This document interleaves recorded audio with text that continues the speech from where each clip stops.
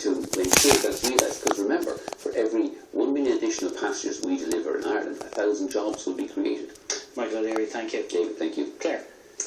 In the 5 turbulent years since the bank guarantee, some of our biggest financial institutions have been shaken to the core by massive losses caused by bad debts and poor lending decisions. But, as time moves on, it's becoming clearer that even the trusty local credit union has become embroiled in the Celtic Tiger fallout, with claims in recent days that the losses at just one branch in Newbridge in County Kildare could end up costing the taxpayer €70 million. So, could we be facing yet another €1 billion bill for failures at a lending institution? Well, in a moment we'll be joined by the CEO of the Irish League of Credit Unions, but first, Tanya Sillam has this report.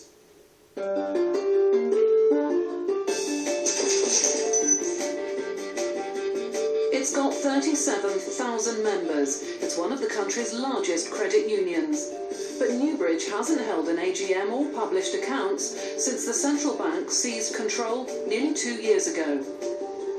Newbridge Credit Union got involved in a little bit of property-related lending that it should never have been involved in. It was supporting some builders in the area, and it built itself quite lavish offices. Now, those offices were very valuable during the boom, but the value of those offices have since collapsed. So the central bank went into the High Court and got a special manager appointed to basically take over the running of that credit union, because they had concerns about the type of lending that was done. The central bank referred to it as non-traditional credit union lending, and the kind of governance as well. To the fury of protesters, plans were announced to merge Newbridge Credit Union with NACE. This in line with government plans to shrink the sector and merge credit unions into stronger, more sustainable units.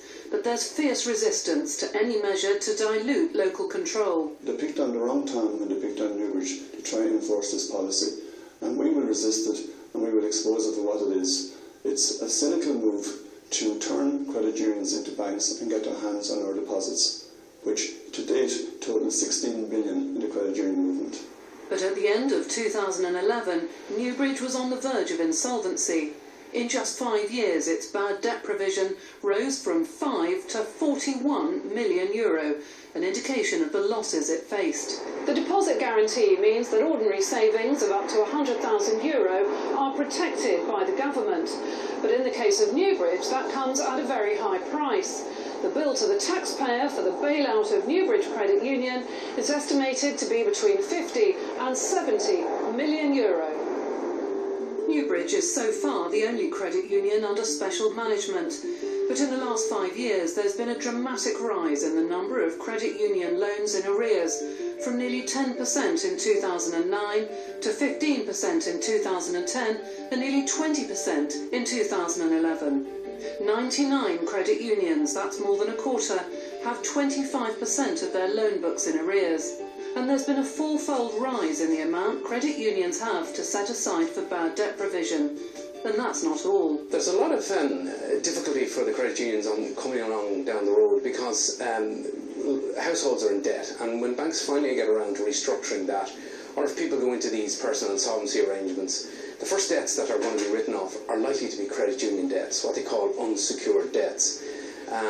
So we can expect that sometimes, in some cases where a household has a lot of different types of debts, the credit union debt may end up being written off to the extent maybe of 80% of the loan.